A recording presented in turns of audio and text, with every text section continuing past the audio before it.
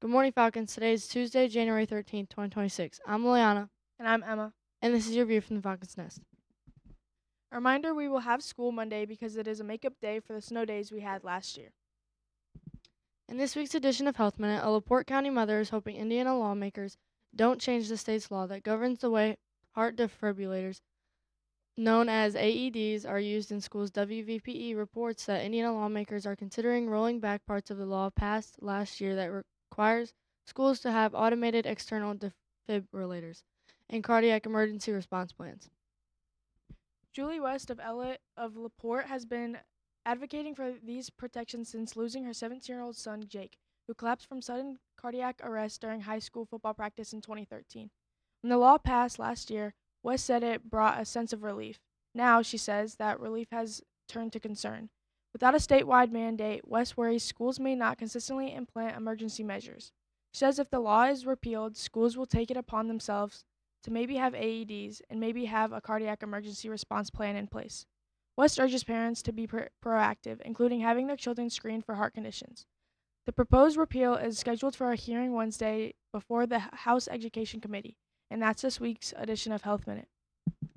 Drivers will soon see some new safety measures at the notoriously dangerous intersection of US 31 and State Road 10 in Marshall County near Argus. The Marshall County Sheriff's Department confirmed that ABC 57 that the latest crash happened there just Sunday. In 2025 alone, 5 fatal accidents occurred at the intersection. The Indiana Department of Transportation says even before this recent slew of deadly crashes, the intersection has been on its radar for a long time, more than a decade.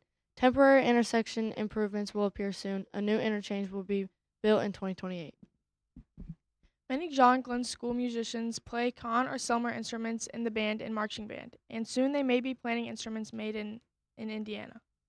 Con Selmer announced that it will be tentatively closing its manufacturing plant located in Eastlake, Ohio, and move it to Elkhart.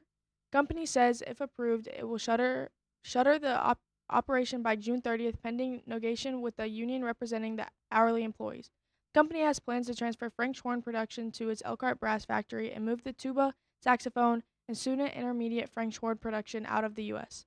Conn-Selmer is the largest manufacturer of brand instruments in the United States and have been building instruments in Elkhart since 1875. The company says the decision, if finalized, will streamline Conn-Selmer's U.S. operations by concentrating production to one professional brass factory and one percussion factory.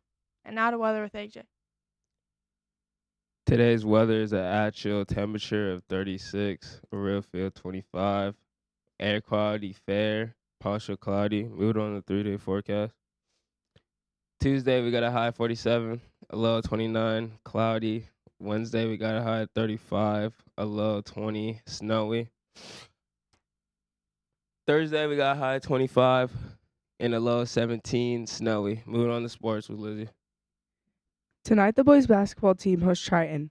Wednesday, the boys wrestling team competes against Kankakee Valley. Thursday, the girls basketball team will be at Michigan City Marquette for a showdown with one of the best teams in the state. This year, Friday, the state wrestling finals will be held at the Indiana State Fairgrounds. Saturday, the wrestling team is at Jimtown while the boys basketball team hosts Morgan Township.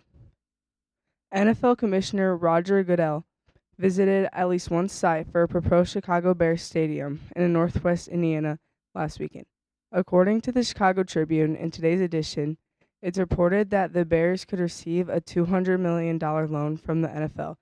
Meanwhile, Illinois lawmakers have called for the team to help pay off more than $500 million in debt remaining from the 2003 renovation of the team's home at Soldier Field, which the city is obligated to pay. The team has a lease for Soldier Field through 2033, but can leave earlier by paying a penalty. In the latest USA Today Indianapolis Star Boys basketball pool, Fishers is at number 1 and 4A with Crown Point still number 2. Goshen is 8th, Northridge is 9th, and South Bend Adams is 14th. South Bend Riley dropped out of the rankings. In Glenn's Class 3A, Silver Creek is the unanimous number 1 team. Fairfield is number 8, and 2A, Oak Hill is number 1 with Gary 21st, Century 10th. Bremen 12th and Jimtown 18th, and 1A Couts is number 1, again still undefeated. West Central 5th, Triton 7th, and Washington Township 13. And the power rankings are out for the girls' Indiana basketball. Warsaw is ranked number 1 overall. In Glenn's Class 3A, Silver Creek's number 1. Area teams are ranked Fairfield 11th, South Bend St. Joe 13th, East Temple 22nd, Tippecanoe Valley 25th, Culver Girls Academy 32nd, and Glen 44th. And now back to lunch with AJ.